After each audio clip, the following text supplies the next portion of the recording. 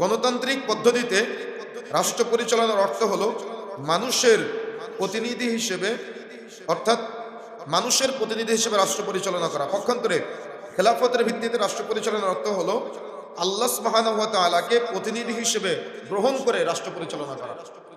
তার মানে জনগণ যেটাকে সাপোর্ট করবে, আপনি যদি গণতান্ত্রিক পদ্ধতিতে আসেন, ওই পথ পন্থা পদ্ধতি কোরআন সুন্নাহর সাথে মিল থাকুক চাই না থাকুক, আপনাকে সেটা মেনে নিতে হবে।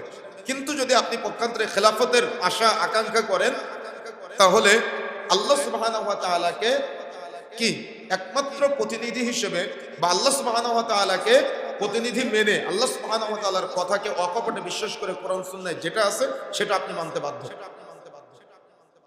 এরপরে আসেন ৩ নম্বর। গণতন্ত্রের মূল দর্শন হলো মানুষের সন্তুষ্ট করা, সেটা যেভাবেই হোক।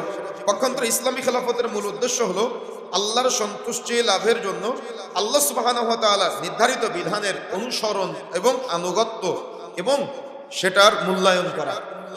অনুসরণ, আনুগত্য এবং মূল্যায়ন আল্লাহর কথাকে। কিন্তু যখন আপনি গণতন্ত্রের সাথে সম্পৃক্ত হবেন, তখন জনগণ কি চাইলো, জনগণ কোনটা সন্তুষ্ট হলো, সেই বিষয়টা আপনাকে উপলব্ধি করতে হবে এবং সেটাকে আপনাকে প্রায়োরিটি দিতে হবে।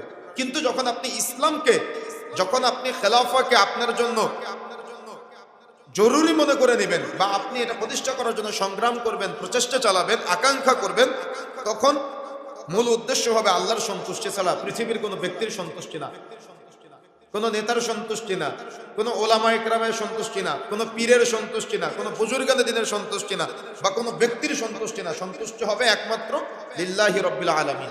কথা কি বুঝতে পেরেছেন? আল্লাহর সন্তুষ্টির জন্য। এবং এক্ষেত্রে অবশ্যই আনুগত্য প্রকাশ করতে হবে রাসূলুল্লাহ সাল্লাল্লাহু আলাইহি সাল্লামের। এই বিষয়টাকে গুরুত্ব দিতে হবে।